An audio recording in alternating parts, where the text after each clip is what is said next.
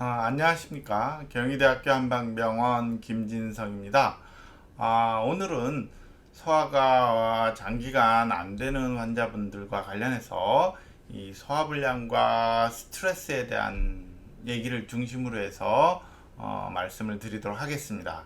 먼저 이제 과도한 스트레스 또 뭐 불안이나 우울장애와 같은 이런 정서적인 자극이 우리 몸에 미치는 영향에 대해서 간략히 알아보고요.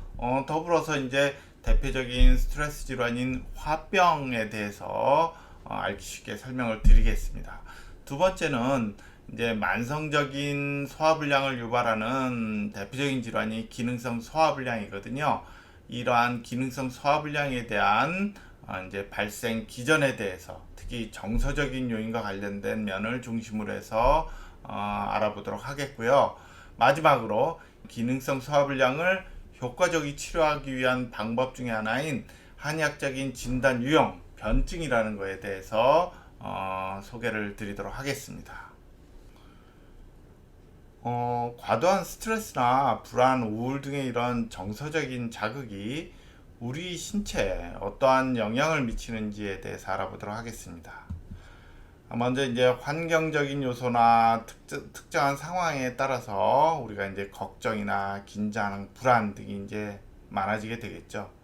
직장 내에서 이제 직장 상사의 불합리한 지시에 따라서 스트레스를 받기도 하고요. 또 가정에서는 주부들이 이제 남편이나 아이들에 대한 걱정이 심해지면서 스트레스가 쌓이기도 하고, 또 뭐 고전적으로 시부모와의 갈등, 뭐 이런 억압적인 어떤 어 고부 간의 관계 이런 속에서 이제 스트레스가 더욱 더 쌓이기도 하겠죠. 또 학생들도 마찬가지로 소위 말하는 입시 지옥 상황 하에서 공부에 대한 스트레스 이런 걸 많이 받게 되기도 하겠죠. 이러한 이제 특별한 환경과 상황 등에 의해서 유발이 되는 걱정이나 긴장, 불안 등과 같은 과도한 스트레스는 결국은 교감신경을 자극하게 되거든요. 이러한 교감신경의 자극에 따라서 머리부터 저기 발끝까지 다양한 증상들이 나타나게 됩니다. 먼저 보시는 것처럼 우리 두뇌, 머리에 영향을 미치면 뇌 각성 상태가 과도하게 유발이 되니까 잠을 못 자는 불면증과 더불어서 특별한 원인 없이 이제 어지럽거나 머리가 무겁거나 한 증상이 나타날 수 있고요. 또 심장에 영향을 미치면 괜히 정충이라는 병증인데 가슴이 두근거리고 답답하고 한 이런 증상이 나타날 수 있기도 하며, 또 위장에 영향을 미치면 오늘의 주제와 관련된 소화불량이 유발이 되겠죠. 이런 위장의 운동 기능을 방해해서 나타나는 대표적인 증상이라 볼 수 있겠고요.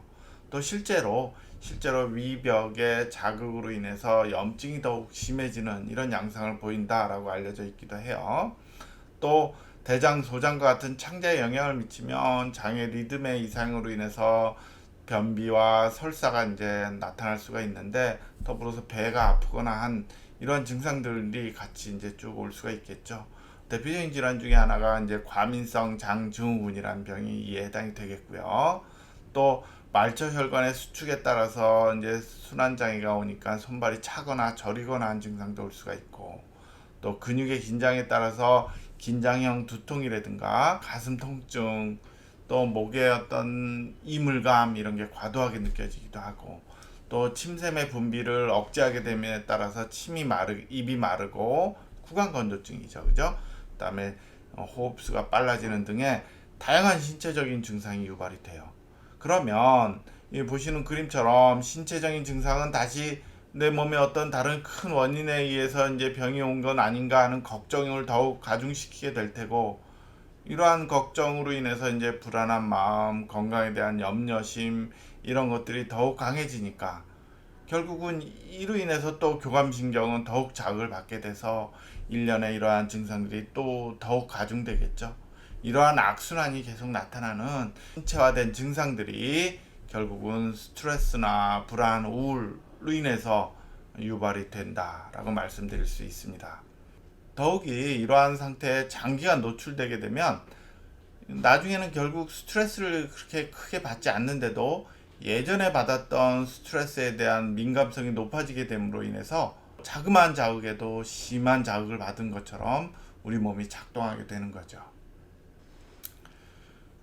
과도한 스트레스와 관련된 대표적인 질환 중에 하나가 화병이다라고 앞서 말씀을 드렸는데, 이 화병은 우라병이란 뜻이에요.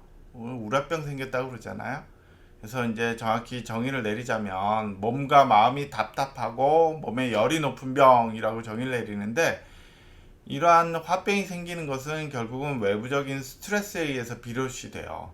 그래서 분노와 같은 스트레스를 받았는데 그때 풀지 못하고 몸에 쌓이는 거야.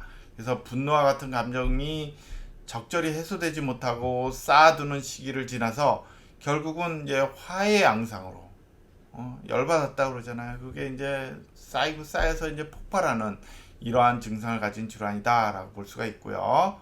이거는 이제 한국인 고유의 어떤 특성을 갖고 있다라고 알려져 있지만, 미국 정신의학회에서도 한국 특유의 한과 같은 사회 문화적 배경을 바탕으로 해서 발생하는 병이다라고 정의 내리고 있고요. 또 일종의 분노 증후군이라고 해서 분노의 억제로 인해서 발생하는 병이다라고 설명하고 있어요.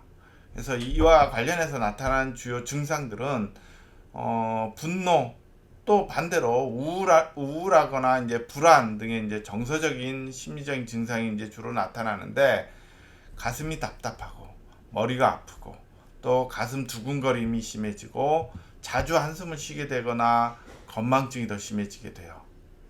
또 어깨와 뒷목의 통증이나 입마름, 눈의 피로, 어지럼증 등의 이제 정서적인 원인이 결국 내 몸의 신체화된 증상으로 나타내는 이러한 일련의 과정으로 병의 진행이 이루어지는 이런 양상을 보인다라고 볼 수가 있죠. 다음은 스트레스와 관련된 대표적인 질환 중에 하나인 기능성 소화불량에 대해서 말씀을 드리도록 하겠습니다.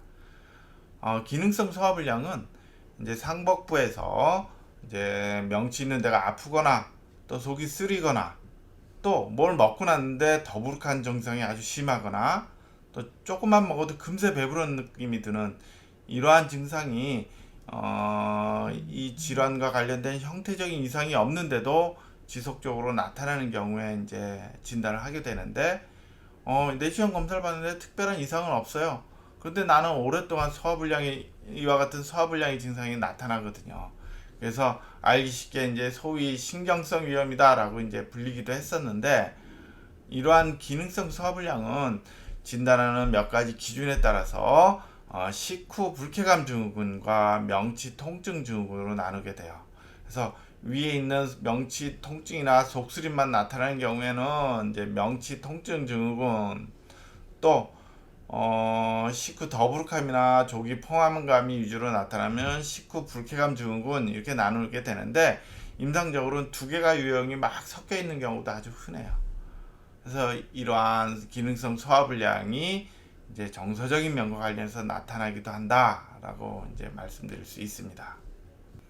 기능성 소화불량이 나타나는 병태 생리를 간략히 살펴보면, 위장과 관련해서 정신신경장애, 앞서 말씀드린 과도한 스트레스나 불안, 우울과 같은 이런 정신신경장애로 인해서 위장의 운동성 장애가 유발이 돼요. 잘 안 움직이거나 불규칙하게 움직이거나 위에 긴장 상태가 유발이 되거나 한다는 얘기예요. 또 이러한 증상은 단순히 움직임과 관련된 것뿐만이 아니고 내장 감각의 장애도 나타나요. 위벽에 먹은 음식물이나 또는 위산이 자극을 주는데, 이러한 자극이 형태적인 이상 없이도 아주 심하게 느껴지거나, 또 음식물이 들어와서 또 공기가 차면서 약간의 팽창이 있는데 이러한 물리적인 팽창감을 더욱 심하게 느끼거나 하는 그러한 이상으로 이제 발현이 되게 되는데, 주택의 정신신경 장애뿐만이 아니고 위산이나 먹은 음식물의 자극, 또 헬리코박터 균의 감염, 또 십이장의 염증 등 다른 요소들과 합쳐져서 다양한 원인에 의해서 유발이 되는 병이다라고 말씀드릴 수 있어요. 다음은 기능성 소화불량의 변증 유형입니다. 변증 유형이라는 것은 이제 질환을 몇 가지 유형으로 나누어서 이렇게 이제 진단하는 한의학 고유의 진단 유형 방법인데요. 이러한 기능성 소화불량은 비위기어라고 그래서 위장의 운동 기능의 저하가 근본으로 깔려 있어요. 이를 중심으로 해서 정신적인 과도한 스트레스가 우세할 경우에는 기체라는 병증이 같이 결합이 되어 있다라고 봐요. 이로 인해서 나타나는 증상이 감비불화증이나 비허기체증에 해당이 되고요. 두 번째는 먹은 음식물이 정체되어 있는 것 같은 증상이 유발되는 식적이란 병증이 같이 있는 경우에요. 이를 비허식적이라고 하고, 다음은 이제 몸에 불필요한 물질 중에 하나가 병적인 물질로 작용하는 담음이라는 게 있는데, 이러한 담음이 정체돼서 나타나는 유형을 비허습담증이라 하고, 또 오랫동안 병을 앓거나 연로하셔서 원기가 떨어지거나 해서 오는 이제 비장과 신장에 몸을 따뜻히 하는 기운이 저하되어 있는 양어증이 결합되어 있는 경우에는 비신양어증이라고 이렇게 지칭을 하는데, 이러한 유형을 잘 구분하는 것이 무엇보다 중요해요. 이 가운데 오늘의 주제와 관련해서 정신적인 스트레스, 또 불안이나 우울장애와 같은 정서적 자극에 이제 장기간 노출이 되거나 그게 쌓여서 나타나는 이제 주된 어떤 원인으로 작용해서 소화불량이 유발되는 유형을 이제 기체와 관련돼서 온다. 그래서 감비불화증, 기허기체증이라고 하는 거예요. 그래서 이러한 유형을 잘 구분해서 각 유형에 따라서 적절한 약을 이렇게 병용해서 치료하는 것이 무엇보다 중요하다라고 말씀드릴 수 있습니다. 이것으로 만성적인 소화불량을 유발하는 기능성 소화불량에 대해서 스트레스와 같은 정서적인 원인을 중심으로 병이 생기는 기전과 또 효과적인 치료를 위해서 이제 한약적인 진단 유형에 대해서 간략히 설명드렸습니다. 감사합니다.